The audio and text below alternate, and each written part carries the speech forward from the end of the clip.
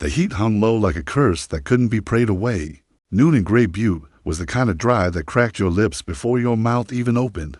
Dust clung to every inch of skin, stung the eyes, settled in lungs, and there, at the center of it all, swinging from a rough-beamed scaffold like some godless ornament, hung Roselyn Cade, 19, barefoot, half dead, upside down. Her shirt, once white, was stained with rust-colored blood and earth. Her arms were tied tight. Behind her back, elbows twisted at an angle no limb was meant to hold for long. Her hair, once braided tight, hung wild, now drenched in sweat and dust. A streak of dried blood painted the side of her face where a deputy had backhanded her earlier for talking out of turn. The crowd that gathered around her wasn't large. Gray Butte wasn't much of a town, but they jeered. All the same, a child tossed a rock that hit her square in the ribs. She didn't make a sound. "Let her hang till sundown," said Sheriff Lyle, a thick man with thin eyes and a voice like broken glass. He lit his pipe as he walked past, not even glancing at her. Maybe the desert will take what the law won't. She hadn't stolen the bread and the ring that was hers, her mother's, really. A simple silver loop with a faded rose etched into it. She pawned it once and spent weeks working in a livery stable to buy it back. But when she refused the grocer's advances, suddenly the ring wasn't hers anymore. Suddenly she was a thief. She blinked through the heat haze, her face now betrayed from blood pooling in her head. The world wobbled, her throat burned. She couldn't swallow, couldn't cry, wouldn't scream. That would be giving them too much. A breeze kicked up just enough dust to sting her eyes. She tried to imagine Copper Bend, trees, a river, a house, where her brother might be older now, maybe with a wife. Maybe he'd forgive her for leaving when they were kids. She could almost hear his voice. She reached for it in her mind like a child reaching for the edge of a dream. That's when the horse stopped. It was a chestnut mare, high-backed, tall-legged, broad-shouldered, and she was refusing to move. The rider atop her, a man clad in trail-worn leathers and a brimmed hat that shadowed his face, shifted in the saddle, gave a low click. The horse stamped, snorted, dug its hooves into the earth like it sensed something wrong. Sheriff Lyle noticed. He smirked. "Beast's got more sense than most men," he muttered, not bothering to stop. The rider didn't speak, didn't nod, just dismounted slowly, heavy boots landing in the dust like thunder. He stepped forward, the wind curling his coat behind him. His face, once it came into view, was hard cut from something colder than stone. A thick scar curved along his jawline and disappeared beneath his collar. His eyes didn't flicker when he looked at her, not with pity, not with revulsion, just quiet. He reached into his saddlebag and pulled free a canteen. With one hand, he unscrewed the top. With the other, he tilted her chin just enough to let the water trickle between her cracked lips. She coughed once, then again. "You gonna help me?" she croaked, barely audible. He looked her dead in the eye, and then he drew his knife. Gasps rippled through the crowd. The butcher dropped his cleaver. One of the children whimpered. The man moved with deliberate calm, slicing through the rope like it was nothing. Roselyn dropped hard into his arms, limp as a sack of grain. Her eyes rolled back, her breath rattled in her chest. But she was breathing. "You'll pay for that," snarled a deputy, hand inching toward his holster. The man didn't answer. He just swung Roselyn over his shoulder, hoisted her onto the chestnut horse, then climbed up behind her like he'd done this 100 times before. The crowd parted. The sheriff stared, the pipe still burning between his teeth. "You're making a mistake, stranger." Still, no answer. The horse, as if sensing the moment had passed, turned toward the canyon road and, for the first time since entering town, moved. Dust curled around them like a parting curtain. The wind picked up. Somewhere in the distance, a church bell tolled, but there was no church in Gray Butte. Not anymore. They rode into the canyon, swallowed by red rock in silence. Behind them, the crowd didn't follow.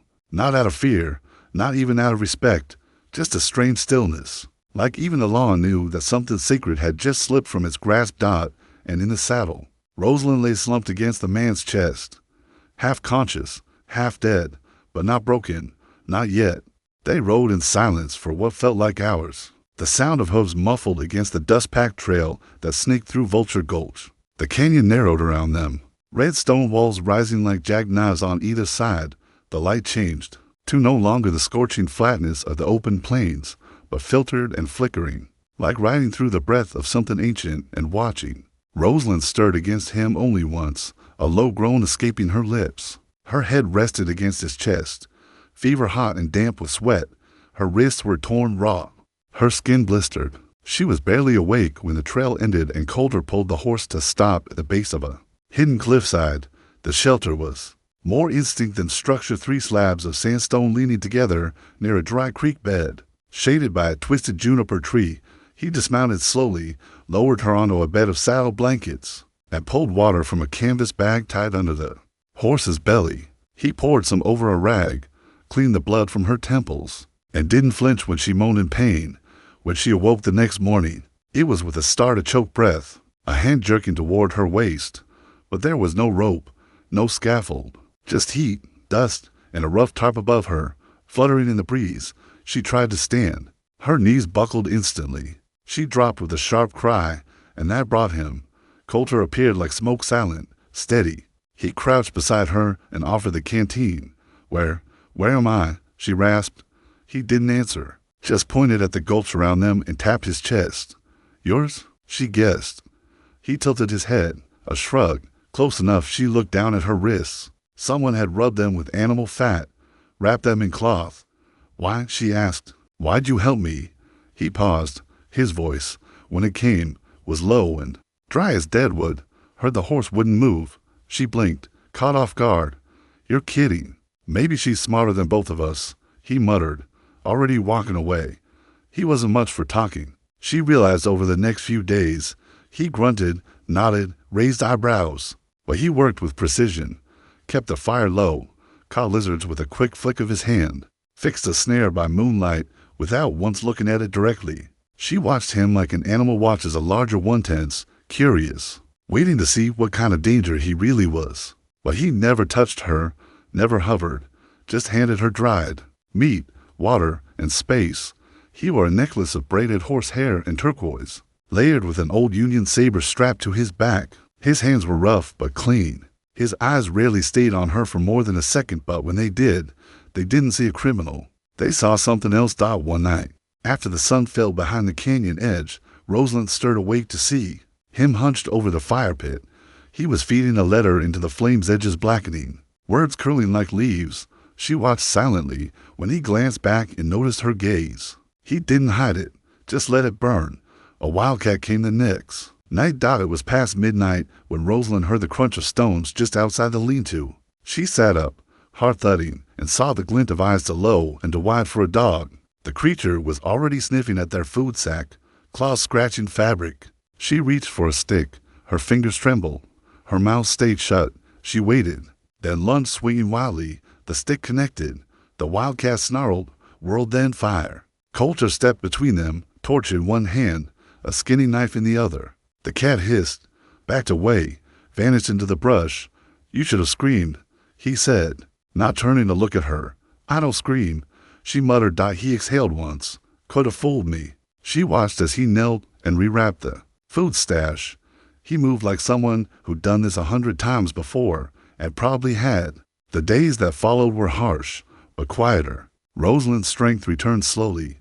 Her fever broke after 3 more sunrises. She walked with a limp, but insisted on helping. "Show me," she said one morning, "how you trapped them." Colter raised an eyebrow, then nodded. He taught her where the rabbits tunneled, how to spot tracks, how to whistle through her teeth to make birds tilt their heads. She learned how to cut cactus for water, how to find sweet root under red soil. "Why are you really out here?" she asked once as they sat over a fire, eating squirrel stew.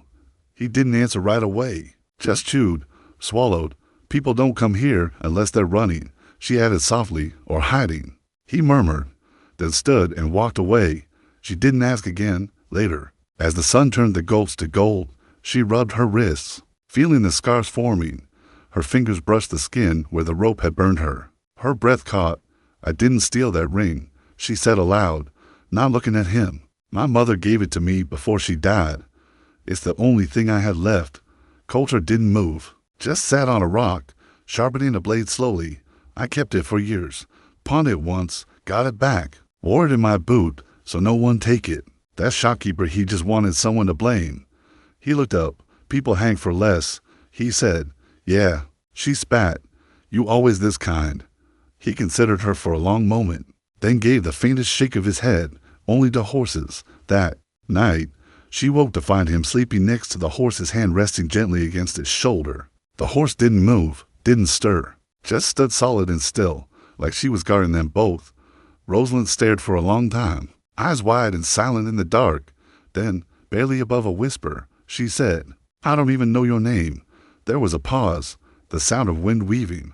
Through rock. Then, from the shadows, "Colter, but I ain't who I used to be." She turned toward the stars above them, her breath steady now, as the canyon around her held its silence. The fire crackled once, then faded to embers, and the darkness settled like a promise neither of them quite understood yet. The third week in the canyon came with red skies and long silences, the kind that made your bones itch, the kind that warned you something's coming. Roselyn felt it first. That morning, Colter had gone out to gather firewood from a dry wash, a mile east. He'd taken the chestnut mare, saying only, "Won't be long." She watched him go, still in awe of how quiet he moved through the brush, like the wind knew him. She stayed behind, patching a tear in the tarp and tending the embers of last night's fire. The shadows hadn't even changed angle when she heard at the sound of boots. 3 of them, not Colter's, not even close. She barely had time to duck behind a boulder before the first voice called out, "Well now, look at this." Roselyn held her breath. The men were rough-looking travel-worn coats, crusted mud on their boots, pistols at their hips like they were born with them there. One of them spat into the fire, prodded it with the toe of his boot. "This the trader's camp?" one asked. "Got to be," said another. "Horse tracks lead right to it." "Think the girl's with him," the third said, voice slick and smug. Roselyn pressed herself tight against the rock, her fingers trembling. Her mouth went dry. "She's county property," the smug one said. "Sheriff wants her back." The first man wandered to the lean-to, kicked the corner. "Looks like she's been here a while." Then one of them saw the horse tethered nearby. He grinned. "Now that's a fine beast. Might be worth more than the girl." He reached for the reins. That's when Colter appeared. No warning, no sound. One moment, the man had his hand on the horse. The next, a knife was pressed beneath his chin. "You touch that horse again," Colter said, voice low and steady. "You'll be eating cactus out your neck." The man froze. The other two drew their guns halfway, just enough to flash steel, but not enough to commit. Colter didn't flinch. His eyes burned like coals. He moved the blade just slightly, enough to draw a thin red line under the man's jaw. "You want a war," Colter said. "You picked the wrong canyon." Tense silence. Wind stirred dust between their boots. Finally, the man stepped back, holding up his hands. "All right, easy now," the one with the smug voice smirked. "She's worth money, trader. You'll see. Ain't no use hiding her forever." Colter didn't answer, just stared until they backed away slow, bitter, and spitting in the dirt. As they left, when they were gone, Roselyn emerged from the rocks, her face pale. "Why'd you do that?" she asked, her voice cracked. "You could have been killed." He was already packing. "Come on, we move." She followed him, half running to keep up. They climbed higher into the cliffs, deeper into the maze where even daylight felt filtered. Finally, they stopped beneath an overhang of black shale, wind whistling low. He knelt to start a new fire. Didn't look at her. "Why risk your life for me?" she asked again. He paused, knuckles tight against the flint. Then, because someone once didn't. She didn't speak for a long moment, just stared at him across the kindling, eyes wide. Later, after the fire was lit and the sky turned ash gray, he finally told her. Her name was Leela. He said, staring into the flames, "My sister. Got caught in the wrong place with the wrong paper. They said she was spying for the Rebs. She wasn't. Just trying to find me." Roselyn didn't breathe. "They took her to the square," he went on, voice dry and hollow. "Humped her before I even got back from patrol. I was 5 miles away. 5. He reached into his coat and pulled out a crumpled photo. A girl, maybe 17, smiling too wide for the camera. He tossed it into the fire, watched it curl. No one stopped them. He said, "I didn't either." She stared at the flames, her fingers tight around her knees. The firelight shimmered on her face, made her eyes look too old for 19. "You ever think the world's just wrong?" she whispered. He didn't answer right away, just tossed another stick onto the fire. "Every day," he said. That's why we live outside it. They didn't talk after that. Didn't need to. The silence between them was full. The attack came the next night. Roselyn had just dozed off when the rocks above them cracked a sound too sharp for wind. Then voices, 3, 4. She jolted. Awake. Colter was already moving. Stay down. He hissed, grabbing a pouch from the rocks. What's happening? She whispered. They're back, he said, with more. Gunfire cracked above them, scattering pebbles. Roselyn flinched, ducked. Colter shoved her into a narrow gap between boulders. If I don't come back, run. What? No. But he was already gone. A moment later, fire. A boom that echoed through the canyon like thunder. Rocks split above them, dust and flame, and smoke. He'd set a trap. When it cleared, she saw him limping, dragging his leg, blood trailing behind him. Shrapnel had torn through his thigh. Colter, she screamed, running to him. He collapsed just short of the fire pit. She didn't hesitate. She grabbed him under the arms, dragged him into the shelter. Her breath came in sobs, her arms shaking, knees scraping on the ground. Don't you die on me, she gasped. Not after all this. Not now. He groaned, eyes barely open, burned him out. He muttered, bought us time. She didn't waste it.